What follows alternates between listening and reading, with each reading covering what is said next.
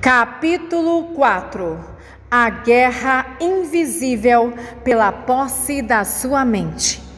Na guerra espiritual invisível por nossas mentes, veremos como o espírito do medo nos conduz diretamente para a incredulidade, e a incredulidade impede que as promessas de Deus sejam recebidas na nossa vida.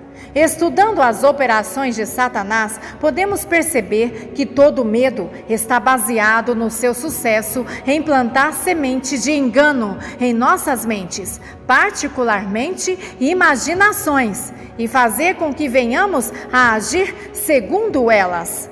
Na igreja hoje, ouvimos falar muito a respeito da fé e viver a vida de fé, mas você sabe por que a maioria das pessoas não podem exercitar a verdadeira fé?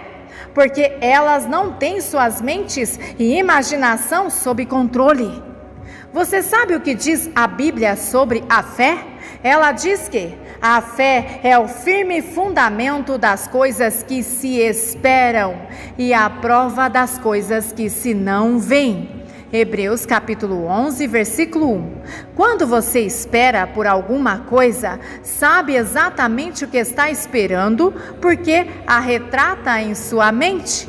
Aquilo que você visualiza, na verdade, modela aquilo em que se tornará. Provérbios capítulo 23, versículo 7. Assim, fé é a manifestação ou a evidência de qualquer que seja o retrato mental que você construiu em sua mente. Ainda assim, muitos de vocês estão vivendo em tal estado de derrota em suas mentes que não podem sequer imaginar que realmente sejam os vencedores que Deus declara que são. Vocês não conseguem imaginar que tem vitória total sobre os medos dentro de vocês.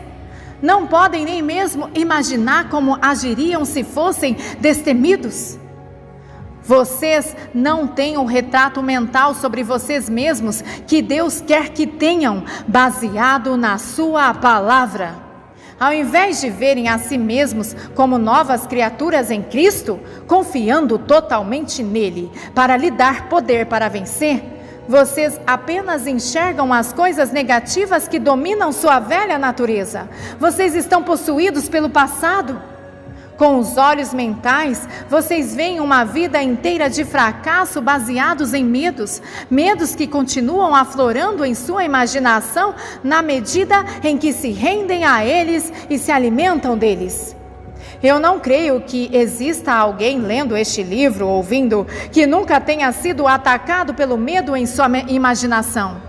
Por exemplo, desde a mais tenra idade, somos programados pelo diabo a esperar ver-nos com uma saúde precária na velhice. Em nossa imaginação, simplesmente sabemos que terminaremos por ter artrite.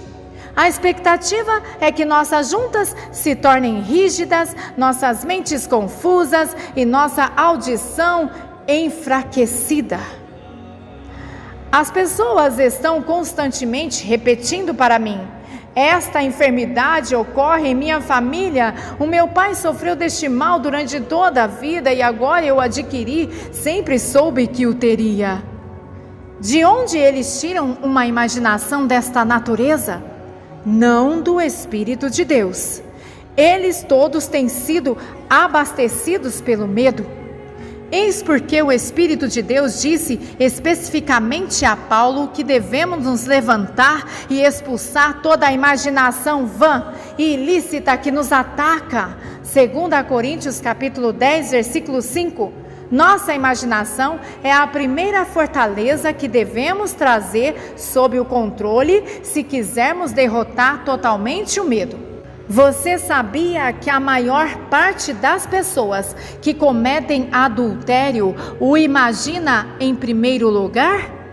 O pecado primeiro começa com um pensamento na nossa imaginação. O mesmo ocorre com o medo. O medo primeiramente começa com um pensamento do inimigo. Se deixarmos de repreendê-lo, de repente nos veremos sendo governados por ele. Para ilustrar esta afirmação, vamos ver um típico exemplo de como isto está operando na igreja.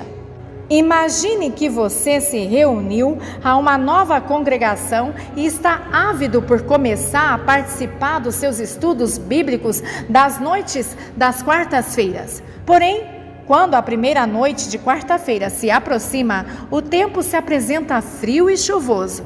O espírito do medo sussurra, espicaça a sua mente e diz: é melhor que você não saia esta noite. O tempo está horrível e você acabará ficando doente. Você aceita, recebe este pensamento e o estimula com a sua imaginação. Está certo, você diz a si mesmo. Eu sempre fico doente quando saio com um tempo destes. Se eu apanhar um resfriado desta vez, sei que terei uma pneumonia. É melhor fazer o que é mais seguro e ficar em casa somente esta vez. Portanto, você age sobre a semente de medo lançada pelo inimigo e fica em casa. Certo, você não apanha um resfriado, mas algo perigoso e enganoso aconteceu. Você agora está convencido que permaneceu com saúde? Não porque Deus o tem protegido, e sim porque se manteve em casa, longe da chuva. Na quarta-feira seguinte, o tempo continua gelado e chuvoso, e assim você fica em casa novamente, infrutífero para Deus, porque está encerrado no medo de apanhar um resfriado. Você começou a formar o hábito de obedecer ao medo em lugar de obedecer a Deus. Como o apóstolo Pedro nos alerta: de quem alguém é vencido, de tal faz-se também servo. 2 Pedro capítulo 2, versículo 19. Você se tornou escravo do medo. Então, um dia, alguém diz a você que seria muito mais agradável a Deus se você agisse em fé e fosse àquele estudo bíblico com chuva ou sem chuva. Mas agora você tem medo, até mesmo de dirigir na chuva. Satanás avançou para o próximo estágio a fim de induzi-lo à escravidão, porque agora você não consegue nem mais crer que Deus olhará por você. Disto podemos ver que todo medo é o primeiro passo para a descrença. É revoltante perceber como isto segue o mesmo processo que Satanás foi bem sucedido em infundir nas mentes dos filhos de Israel, a mesma tática que provocou o fracasso deles em entrar na terra prometida por Deus. Vejamos o que aconteceu. No livro de Números, lemos como, depois de anos vagueando pelo deserto, os filhos de Israel chegaram finalmente à entrada da terra prometida.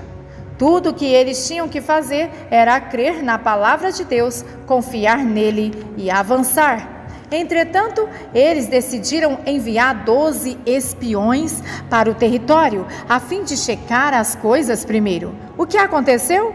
10 dos 12 espiões desobedeceram a Deus, tirando os seus olhos dele e de suas promessas e, ao contrário, os focalizando sobre os inimigos. Vendo isto, Satanás imediatamente pôs-se a trabalhar em suas mentes. Quando os 10 se levantaram para fazer o seu relatório ao povo, o espírito do medo já tinha assumido controle total sobre a sua imaginação. Em lugar de expressar fé em Deus, eles apenas conseguiram se rebelar em descrença e lamúrias. A terra, pelo meio da qual passamos a espiar, é terra que consome os seus moradores, e todo o povo que vimos no meio dela são homens de grande estatura, e também vimos ali gigantes, e éramos aos nossos olhos como gafanhotos, e assim também éramos aos seus olhos. Números 13, versículos 32 e 33. Disto aprendemos uma importante lição. O objetivo final de Satanás não é meramente mantê-lo no cativeiro do medo, e sim acalentar você num estado de incredulidade através do medo. E a incredulidade sempre conduz à rebelião contra a palavra de Deus. Lembre-se de que, embora Satanás tivesse obtido sucesso ao instilar o medo nas mentes dos filhos de Israel, Deus não os baniu da terra prometida por suas imaginações terem se tornado incontroláveis. O que realmente martelou os pregos que cerraram os seus ataúdes foi o fato de, após terem sido subjugados pelo medo, não puderam entrar por causa da sua incredulidade. Hebreus capítulo 3, versículo 19. Neste exato momento, eu rogo que você tome consciência de que os seus pequenos medos, entre aspas, são muito mais perigosos em termos de alcance do que você poderia pensar. Ao final, cada um deles conduzirá à incredulidade e a uma perigosa negação de Deus e sua palavra, o que é considerado aos seus olhos como rebelião. Por favor, rogo que você enfrente esta questão hoje. Quem tem o controle dos meus pensamentos e minha imaginação? Satanás ou Deus? Subtítulo: Não olhe para trás. Infelizmente, aquilo que aconteceu aos filhos de Israel não foi um incidente isolado. Eu vejo as mesmas táticas de medo de Satanás ganhando raízes nas suas imaginações de incontáveis cristãos dia após dia. Apenas há algumas semanas, uma bela jovem senhora disse: "Por favor, ore por minha mãe. Ela teve câncer há vários anos atrás e ela simplesmente sabe que ele está voltando." Ela foi ao médico? Não, ela está deprimida demais para ir porque tem certeza de que isso vai acabar com ela desta vez. Que tragédia! Eis aí uma talentosa mulher vivendo em secreto terror, trancada em sua casa, presa em tormentos, porque Satanás a convenceu de que tudo o que tem a fazer é se preparar para morrer. Em seguida, ele ataca através de autocondenação, culpa e amargura. A raiva de si mesmo e o ressentimento vêm a seguir todos os companheiros próximos do medo. Veja que o espírito do medo normalmente não opera sozinho. Os exércitos de Satanás são altamente organizados e os espíritos malignos cooperam intimamente uns com os outros, a fim de manter o controle da mente.